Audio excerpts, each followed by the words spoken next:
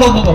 पण अगोदर परमपूज्य परमात्मा एक सेवक मंडळ नागपूर हे नाव अगोदर पाख्यात होतं आणि त्या नावासाठी मी ज्या दिवशी ह्या मार्गात आलो त्या दिवशी मला राऊत गुरुजींनी 3 दिवसाचे कार्य दिले आणि 3 दिवसाच्या कार्यामध्ये माझ्यामध्ये एक परिवर्तन आलं आणि त्या 3 दिवसाच्या कार्यामध्ये मला माझ्या घरगुस्ती त्या दिवसापासून आज उंचावत आहे.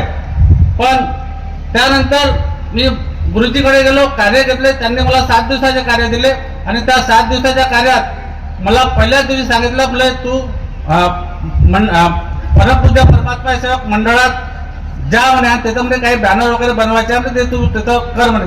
त्या दिवशी त्यावेळेस मंडळाचे अध्यक्ष श्री टाकणीकर साहेब हे होते.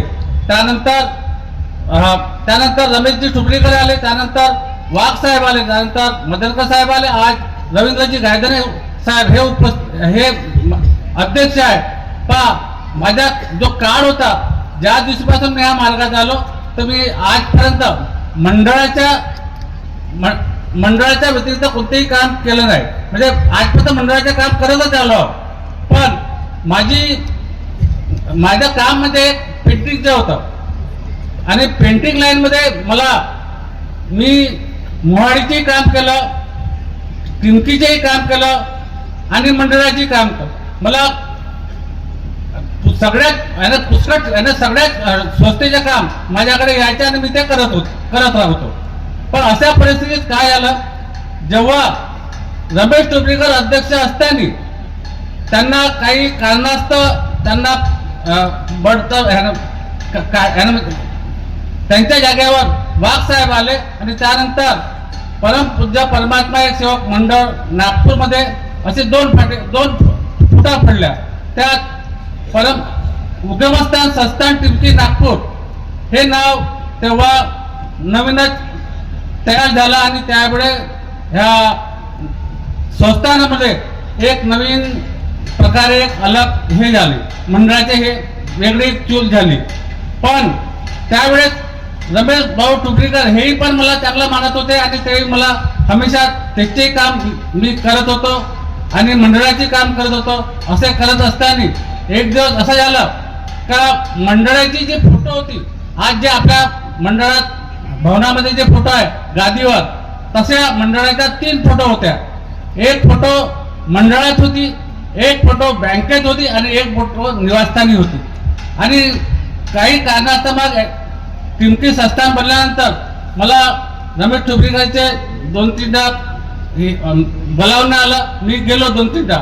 त्यांनी म्हटलं मला का म्हणे ह्या आपल्या ज्या फोटोवर जे नाव आहे हे परमपूज्य परमात्मा एक सेवक मंडळ नागपूर हे कार्टून मध्ये इथं उगमस्थान संस्थान टिमकी हे लिहायचं आहे म्हणे. तर मी म्हटलं बा ठीक आहे. तर मी म्हटलं ठीक आहे. तर त्यांनी मला दुसऱ्या दिवशी नंतर बोलावलं. त्यावेळेस मी गेलो. पण मी ज्यावेळेस निवासस्थानी गेलो तर त्या दरवाजामध्ये मी जाऊ शकलो नाही.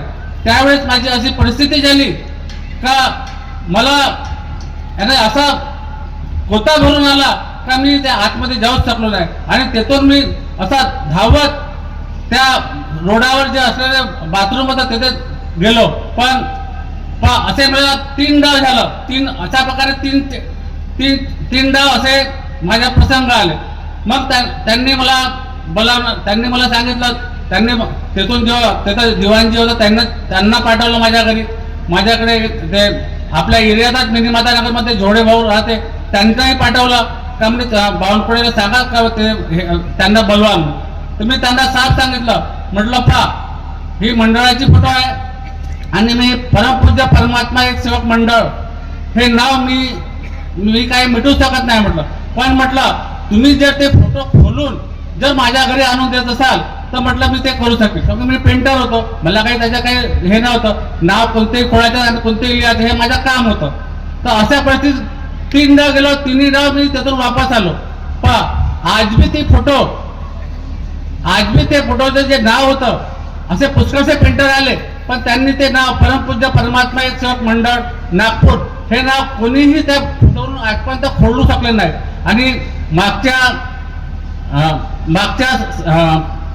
षष्टीच्या अंगणामध्ये तेथे निवासस्थानाचे संस्थांचे एक ऑफिस बनलं आणि ते फोटो बाबाच्या ज्या गादीवरून उचलून त्या ऑफिसामध्ये नेण्यात आली आणि आज त्या बाबाच्या निवासस्थानामध्ये एक दुसरी नवीन फोटो बनवून तेथे ठेवण्यात आली. तर माझं म्हणणं एवढंच आहे का परमपूज्य परमात्मा एक सेवक मंडळ नागपूर ह्या नावामध्ये इतकी शक्ती आहे की जर ह्या नावामध्ये जर आपण जर काही करू इच्छितो तर तुम्हाला दुःख आल्याशिवाय राहणार नाही. एवढेच बोलून मी आजचे 2 शब्द समाप्त करतो. सर्वांना माझा नमस्कार.